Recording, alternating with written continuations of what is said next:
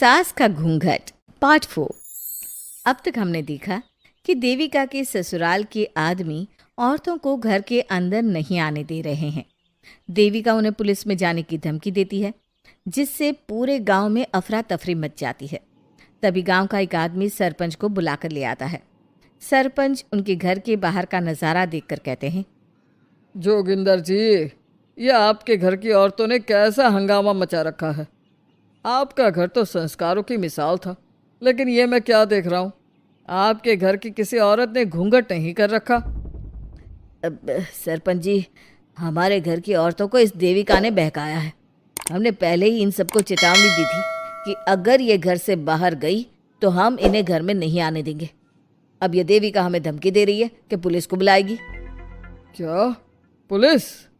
इस गांव का बरसों पुराना इतिहास रहा है। इस गांव में कभी पुलिस नहीं आई। गांव के सभी फैसले हमने मिलजुल कर किए हैं।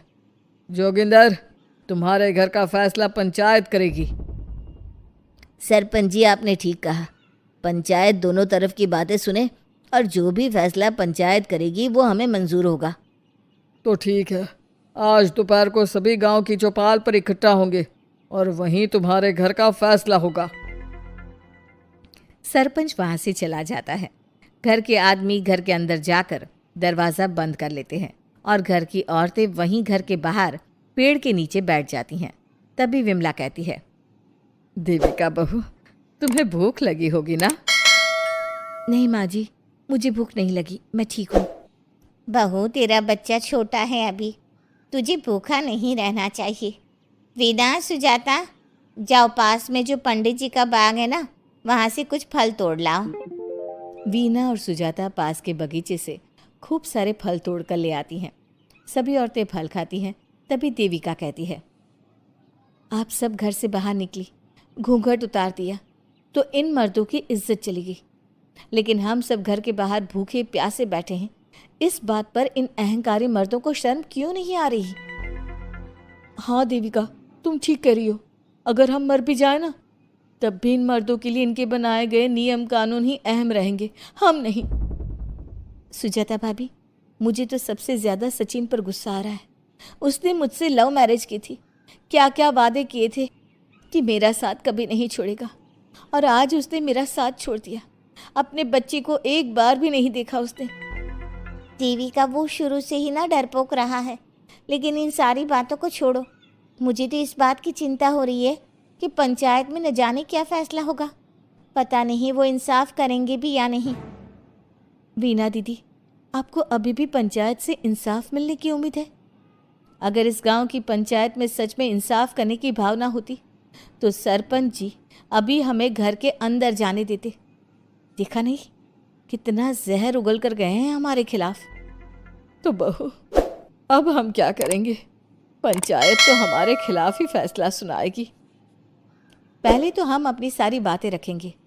अगर ये लोग नहीं माने तो आपको वही करना होगा जो मैं कहूँगी। लेकिन एक बात आप याद रखना, किसी भी सूरत में हम झुकेंगे नहीं, क्योंकि हम सही हैं। देविका सभी औरतों को समझा रही थी। तभी वहाँ एक गांव वाला आता है। आप सभी को पंचायत में बुलाया है। उस गांव वाले की बात सुनकर सभी औरतें पंचायत में पहुँचती हैं। वो देखती हैं कि उस पंचायत में सारा गांव इकट्ठा हो गया है।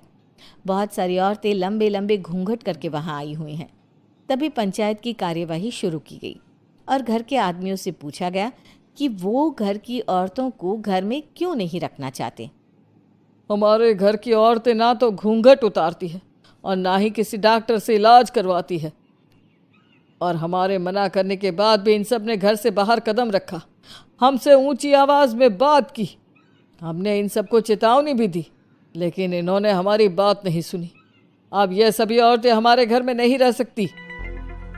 अब औरतें अपना पक्ष रखें। ये कानून की किस किताब में लिखा है कि औरतों को घूंघट करना चाहिए? और अगर मेरे ससुराल की औरतें मुझे डॉक्टर के पास ना लेकर जाती तो ना मेरा बच्चा जिंदा बचता और ना ही मैं।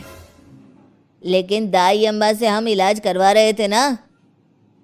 दाई अम्मा को कुछ समझ में नहीं आ रहा था। देविका का इलाज दाई अम्मा के बस की बात नहीं थी। काफ़ी देर तक दोनों पक्षों में बहस चलती रही।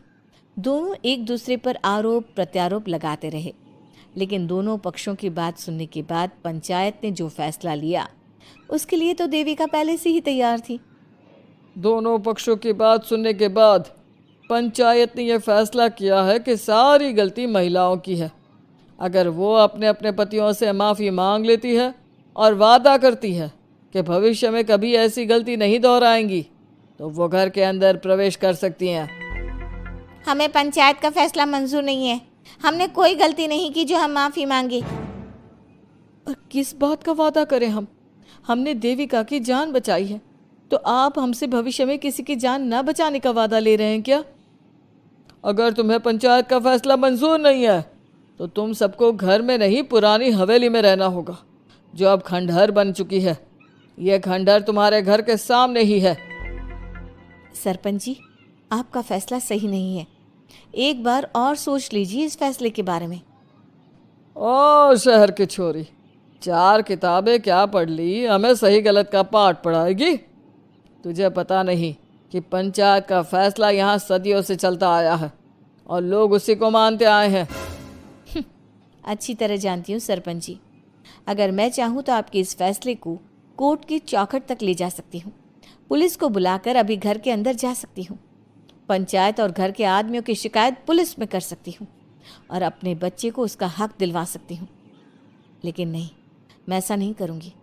मैं उसी खंडहर में रहूँगी और इस गांव के आदमियों को दिखा दूंगी कि औरत खंडहर को भी महल बना सकती है, और वो भी बिना किसी आदमी की मदद के। सारे गांव की औरतें देविका की बातें सुनकर हैरान हो जाती है। उनका जीवन घूंघट और घर के 4 दीवारी के बीच में ही था। कोई औरत अपने हक के लिए पंचायत से भी टकरा सकती है, ये बात उन्होंने पहली बार सुनी थी। अब देविका घर की औरतों के साथ खंडहर में चली जाती है। माँ जी, ये खंडहर तो काफ़ी पुराना है। भाभी, खंडहर पुराने ही होते हैं। मुझे तो डरावना भी लग रहा है। मैं डर की वजह से कभी इस खंडहर के आसपास भी नहीं आई, लेकिन मुझे क्या पता था कि एक दिन इसी में रहना पड़ेगा। ये तो टूटा फूटा भी पड़ा है। माँ जी, एक काम करते हैं, ये खंडहर तो काफ़ी बड़ा है, इसलिए एक हिस्से की साफ सफाई करके उसे ही रहने लायक बना देते हैं।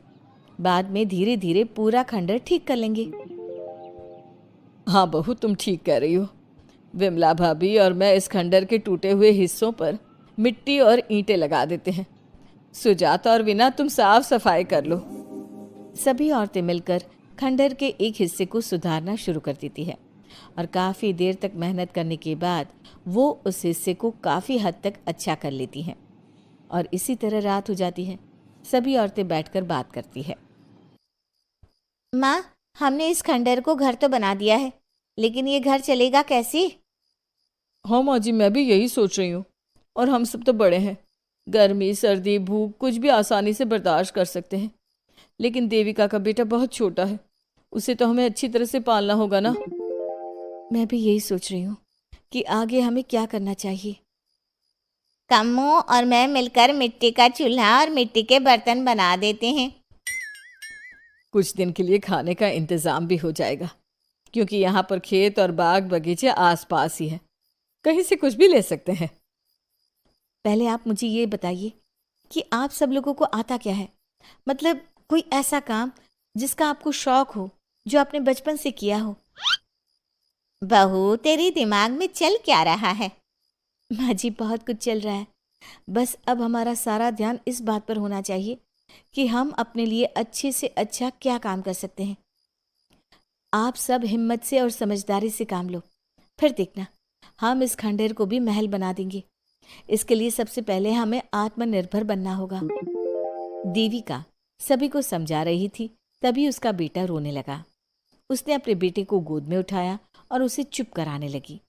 अब देविका के सामने सबसे बड़ी चुनौती थी कि वो किस तरह से ससुराल की औरतों को आत्मनिर्भर बनाए और किस तरह से अपना घर चलाए। हमारे प्यारे दर्शकों, अब आप बताइए, देविका और घर की सभी औरतों ने अपने पतियों से माफ़ी ना मांगकर सही किया या गलत? क्या उनका खंडहर में रहने का फैसला सही था? अब देविका को क्या कदम उठाना चाहिए, हमें कमेंट में ज़रूर बताना। हमारी कहानी को लाइक, शेयर और चैनल को सब्सक्राइब करना मत भूलना।